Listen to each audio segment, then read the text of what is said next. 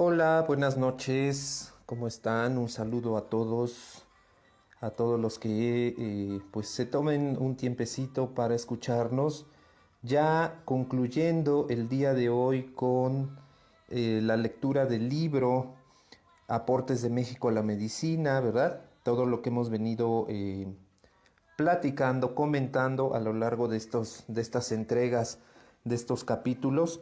El día de hoy pues vamos a comentar ya lo que concluye el autor, ¿verdad? Hugo A. Brown, respecto de su documento que resulta muy interesante. Les recomiendo que escuchen estos audios porque están bastante interesantes. Bueno, si es que les interesa, ¿verdad? El estudio de pues, parte de lo que es la medicina tradicional mexicana, pues que tiene sus raíces, ¿verdad? Obviamente en las cuestiones prehispánicas, ¿verdad? Y que se siguen utilizando hasta el día de hoy. Entonces es importante hacer pues esas lecturas, escuchar esas lecturas, porque nos van a ampliar la perspectiva, nos van a ampliar el panorama respecto de pues lo que venimos nosotros trabajando, ¿verdad? Entonces es importante que lo escuchen si así lo desean. Y bueno, vamos a continuar ya para terminar con esta serie de lecturas, ¿verdad? Le agradezco a Esperanza, Eds y a Julio César Velázquez. Buenas noches, gracias por estar presentes en esta transmisión del día de hoy. Y bueno, ¿qué concluye el autor de todo este documento que hemos estado estudiando? Y dice aquí, dice, la conclusión ineludible que surge del análisis de la medicina indígena prehispánica, ojo, y su confrontación con la medicina europea es que el prejuicio dominó al interés científico, perdiendo así el enriquecimiento de la integración. Entonces, este párrafo es importante porque, pues, los españoles, ¿verdad? Dice aquí la medicina europea, pues básicamente no avanzó como estaba tan avanzada, ¿verdad? La medicina prehispánica por los prejuicios que ellos tenían hacia los oriundos, sobre todo pues de América y en específico de nuestro país. Entonces, ese prejuicio dominante pues hizo que las medicinas pues no se integraran y perdió su interés científico. Entonces es lo que está concluyendo el autor. Dice que es fácil comprender que en los primeros momentos de la conquista no se encontraron los hombres más idóneos para lograr esta integración, y con lo cual concuerdo, pues porque no tenían ese conocimiento, ¿verdad? Los recién llegados eran básicamente militares que venían a someter a un pueblo al que consideraban salvaje, con el prejuicio adicional de que eran paganos, cosa que introducía un nuevo elemento de suspicacia, ya que muchos de sus éxitos terapéuticos debieron ser atribuidos a la magia y al paganismo. ¿Qué tal? Pero transcurrido el tiempo y llegados los hombres de ciencia, ¿verdad? De los cuales Hernández solo fue el ejemplo más conspicuo, tampoco se decidió Europa a aprovechar el innegable caudal de conocimientos y disciplinas de los médicos locales que, en algunos terrenos, superaban ampliamente a la Europa de su tiempo. Fíjense nada más, dice y pregunta, dice, ¿cuál fue la razón de esa dificultad? ¿Por qué la medicina de la autodenominada civilización se mostró tan renuente a aceptar los aportes de la considerada salvaje, por más que existían ejemplos de su eficacia? La respuesta más razonable a estas preguntas parece ser que el médico europeo nunca llegó a comprender ni a aceptar las grandes diferencias de concepciones existentes entre él y su colega indígena. Entonces vean ustedes nada más el grado de, aunque ellos se decían pues muy avanzados, ¿verdad? Pero realmente había una supremacía en nuestra medicina y que el médico pues obviamente se negó a aceptar, ¿verdad? Entonces eso no permitió la integración de la medicina. Hay quienes afirman que esta incomprensión radicaba en el contenido mágico religioso, pues bueno, prejuicios, ¿verdad? De los procedimientos americanos. Un devoto católico no podía aceptar que los rituales y los conjuros paganos, junto a una serie de artes adivinatorias que acompañaban las terapias, pudieran tener lugar en la práctica médica. Entonces vean nada más. Pero esto parece simplista, porque los propios sacerdotes en muchos casos supieron hacer una fusión de los elementos espirituales paganos y cristianos con el objeto de utilizarlo para sus propios fines de propagación de su fe. Entonces esto quiere decir que los sacerdotes en el tiempo prehispánico pues fueron más inteligentes que los españoles, ¿verdad? Lo que resulta más profundo y probablemente más difícil de asimilar es el hecho de que todos los pueblos de América tuvieran una concepción totalmente diferente de la salud y la enfermedad de la que tenían los europeos. Entonces, el concepto de salud y enfermedad que se manejaba aquí en América era totalmente diferente al que manejaban ellos, pues obviamente no había esa comprensión y por lo tanto los médicos europeos pues nunca aceptaron la eficacia de la medicina, ¿verdad? Ya se ha hablado de la sacralización del cuerpo humano que hacían las religiones americanas frente al relativo desdén que manifestaba en este aspecto el cristianismo. Pero en realidad las diferencias iban mucho más lejos. El caso de la locura resulta ilustrativo. Para el cristianismo del siglo XVI, los enfermos mentales estaban poseídos por el demonio y debían ser marginados y frecuentemente castigados. La concepción prehispánica, en cambio, ¿verdad?, no atribuía la locura a la posesión, sino a un cambio en el corazón. Se recordará que los mexicas consideraban un eje canalizador de energía entre el cerebro y el corazón, de modo que una modificación en este último, o sea, en el corazón, debía generar conductas anómalas. Lo más importante de esta concepción, sin embargo, reside en que la locura era considerada como una enfermedad, ¿verdad? Y por ende el enfermo era un ser digno de tratamiento y de cuidado. Entonces vean ustedes nada más la diferencia y nada más en este padecimiento, ¿eh? O sea, no, ya no hablamos de más. Y esta actitud resultaba coherente con toda la concepción mexica de la enfermedad, que abarcaba todo el ser humano, incluyendo los órganos afectados, la mente, las interacciones sociales y por supuesto la esfera religiosa, que en muchos casos no era más que un denominador común, totalizador de todos los aspectos de la vida del paciente. Aquí es importante comentar de que la medicina prehispánica como sistema médico tradicional, ¿verdad?, integraba al ser humano como parte del cosmos, como parte del todo, no la visión europea y bueno, la que pues se sigue manejando, ¿verdad?, que dividen al hombre y lo ven por separado. Entonces, por eso los tratamientos pues eran altamente efectivos, ¿verdad? Cosa que pues sigue sucediendo hasta nuestros días. En este marco, la parte ritual de las curaciones tenían una rigurosa lógica.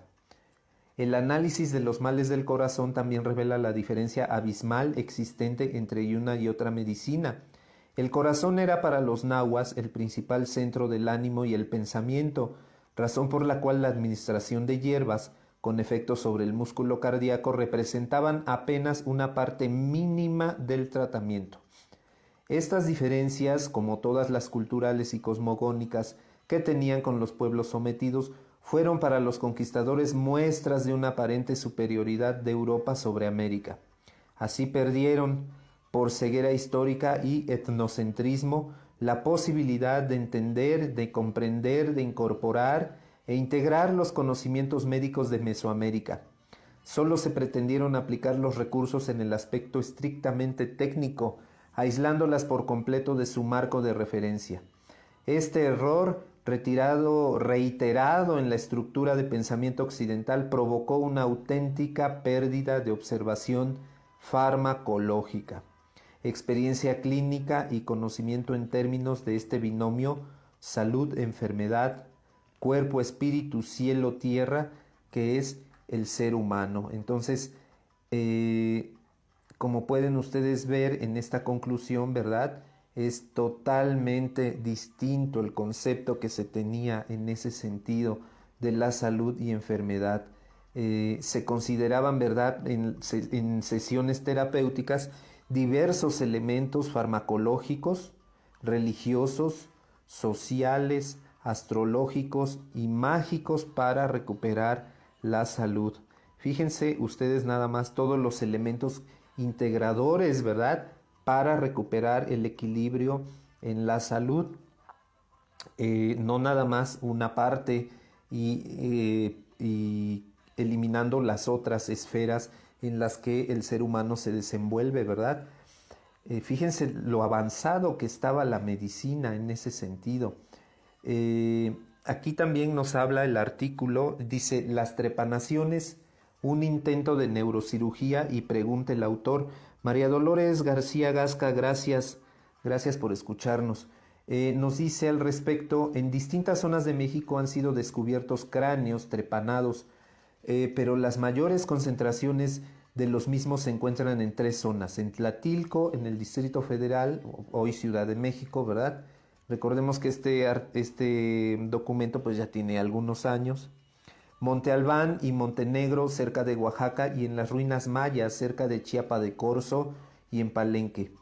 El examen de los cráneos demuestra que las intervenciones fueron hechas cuando el paciente estaba todavía vivo, y algunos autores sostienen que vivió por lo menos varios días después de realizadas.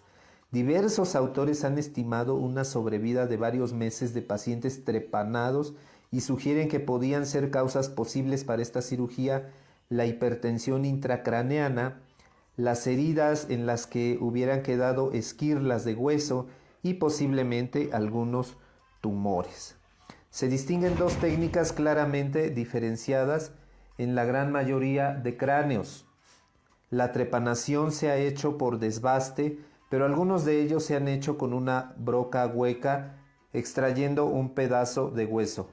En el resto de América se han encontrado también cráneos trepanados por el método de desbaste o raspado, fácilmente distinguible por los bordes en bisel del agujero, pero la trepanación con broca parece haber sido exclusiva de México. No se sabe cuál era el objetivo buscado por las trepanaciones, pero los restos indican que se trata de una práctica muy antigua que ya había caído en desuso cuando llegaron los españoles. Ninguno de los cronistas que se ocuparon de cuestiones médicas parece haber recibido comunicación alguna de la supervivencia de estas prácticas en el momento de escribir sus relaciones. El examen de los cráneos, por otra parte, no revela huellas de patologías, lo que hace dudar muy seriamente si tuvieron alguna intención terapéutica. Parece más probable la hipótesis de que las trepanaciones tenían un fin mágico religioso. Pudiera ser, ¿verdad? Como podía ser dejar escapar un espíritu o un ente sobrenatural residente en el enfermo. Recordemos que, bueno, en los capítulos anteriores, pues se hablaba también de estos espíritus. De esta manera, si bien no se puede refutar totalmente la teoría de que algunas culturas precolombinas habían intentado una primitiva forma de neurocirugía, hay muy pocos datos que la apoyen y sí muchos que tienden a contrariarla. Entonces, dentro de toda esta terapéutica que se utilizaba, ¿verdad?, también tenemos al temazcal, ¿verdad? El temazcal cumplía en ese sentido y sigue cumpliendo una función purificadora. El temazcal ocupa un lugar muy importante en la terapéutica prehispánica. No se olviden que pues, el temazcal se sigue utilizando y es uno de los elementos que la medicina tradicional mexicana cuenta como método de desintoxicación, viéndolo desde el punto de vista físico, pero también pues tiene su propia cosmovisión el temazcal. Y hablar de temazcal pues es todo un tema, ¿verdad? Es todo un tema antropológico, es todo un tema terapéutico, por todos los beneficios que se obtienen al introducirnos pues al temazcal. El temazcal, pues bueno, aquí continúo leyendo, responde a un principio curativo muy general y puede ser dado para una cantidad de condiciones muy diversas. Se trata de una instalación parecida a un horno de pan muy grande construido en adobe en forma de bóveda con una altura aproximada de 1,5 metros y un diámetro que no sobrepasa los 2 metros. Sus dimensiones generalmente están concebidas para que 2 personas puedan estar dentro. Bueno, ahora las construcciones modernas, ¿verdad? Del temazcal, pues están diseñadas para que entren mucho más número de personas. Adosado a este habitáculo se encuentra un horno y la separación está construida por alguna piedra porosa que transmite eficazmente el calor. Cuando esa pared se pone al rojo se le arroja agua para que empiece a producir el vapor, que es la característica sobresaliente de este tipo de baño. Nuevamente, lo mágico se asocia con lo terapéutico de manera íntima, porque al principio de depuración, de expulsión de factores dañinos, se asocian los efectos del calor húmedo. Por regla general, quienes usaban con más frecuencia el temazcal pues eran las embarazadas, pero también se les recetaba a los convalecientes de enfermedades largas, a quienes habían padecido fracturas o torceduras, a los mordidos por serpientes, alacranes o arañas ponzoñosas. Y bueno, esto es porque pues obviamente el temazcal pues es una forma de desintoxicación y de depuración de todos los órganos, aparatos y sistemas que conforman nuestro organismo. Entonces, por eso aquí los autores nos comentan sobre todas las utilidades, ¿verdad? Y en qué casos eran necesario hacer uso del temazcal, especialmente en las embarazadas, ¿verdad? Cuando venía el parto, pues era recuperar ese calor, este, perdido, ¿verdad? Y bueno, pues obviamente nos habla aquí de picaduras de serpientes y demás, pues con la finalidad de eliminar las toxinas y demás. Entonces, es muy interesante cómo en la medicina prehispánica pues se habla de elementos mágicos religiosos, ¿verdad? Esa parte es importante porque todo complementa a una terapéutica que los médicos aplican y aplicaron en ese sentido. Los que nos dedicamos también a la medicina tradicional, o medicina tradicional, pues sí, pues vemos diversas formas de tratamiento, ¿verdad? Entonces no nada más nos quedamos con una sola terapéutica, ¿verdad? Ya sea esta herbolaria, pero pueden ser muchas más que podemos nosotros utilizar desde las formas diagnósticas, ¿verdad? Como el huevo, como las limpias, de todo esto que hemos estado hablando en diversas ocasiones sobre la medicina tradicional, sino también pues todos los elementos mágicos religiosos que también son necesarios para poder abordar de una mejor manera a pues las personas, ¿verdad? Que traen algún desequilibrio en su estructura y en sus, bueno, no hablemos de salud, sino de equilibrio biopsicosocial, ¿verdad? Entonces es importante que pues los que gusten, ¿verdad? Le den seguimiento a estas lecturas. Son 10 lecturas, son cortas, eh, para que ustedes vayan teniendo una idea, vayan formando una apreciación y también tengan sus propias conclusiones, ¿verdad? Sobre el documento y bueno, pues una mejor apreciación de lo que es nuestra medicina prehispánica y lo que se puede contrastar también con lo que actualmente se viene utilizando. Obviamente, pues mucha información quedó perdida por todas las pérdidas intencionales de dicha información, pero bueno, hay mucha información que está rescatable y parte de esto pues nos lo mostró este documento muy muy interesante. Entonces, con esta conclusión nosotros terminamos con esta lectura y pues esperando que les sea de utilidad. Aprovecho la ocasión también para comentarles sobre nuestro curso básico de herbolaria que tenemos ya en puerta. Este sábado 31 de octubre comenzamos a las 3 de la tarde, comenzamos con nuestro curso básico de herbolaria. Quienes quieran inscribirse, me pueden mandar ahí a solicitar información, ¿verdad? Y con gusto se las hago llegar. Recuerden también que tenemos otros talleres ahí. Tenemos un taller de elaboración de tinturas y microdosis. Tenemos otro taller de elaboración de pomadas. Tenemos otro de diagnóstico con huevo y su interpretación. Y otro taller de sahumerios y plantas mágicas. Entonces, todos estos elementos van conformando, ¿verdad?, parte de la terapéutica que se puede utilizar en las personas. Entonces, son elementos muy importantes que, bueno, ahí están a su disposición y que, pues, el que quiera tomarlos, adelante. Nada más solicítenme la información y con todo gusto se las hago llegar. Y bueno, pues con esto terminamos. Les deseo que tengan un bonito sábado, que descansen y nos vemos mañana. Mañana nos vemos en nuestra transmisión habitual de los domingos. Recuerden que es por nuestra fanpage. Esta no se va a hacer por aquí por el grupo, sino en nuestra fanpage. Pues bueno, eso es todo y espero que escuchen los demás audios y que tengan ustedes sus propias conclusiones respecto de nuestra medicina. Les agradezco muchísimo. Esperanza Hernández dice que muchas gracias por la información y darnos la oportunidad de conocer algo de nuestros ancestros. Pues sí, de eso se trata.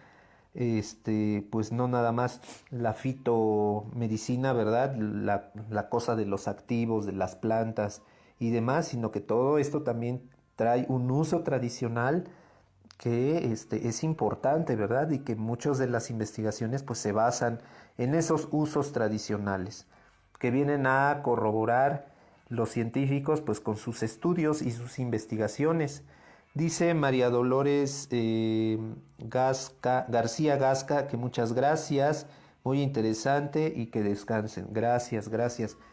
Sonia Parra, amiga, pues ya nos vamos, entraste tarde, pero bueno, como comentaba, ahí están los audios en la sección de videos de nuestro grupo para que los vayan escuchando y vayan, pues como les comentaba, teniendo su propia conclusión de nuestras medicinas prehispánicas. Cecilia López Molina dice que muchas gracias, buenas noches. Igualmente para todos un abrazo, que descansen y nos vemos el día de mañana por nuestra fanpage.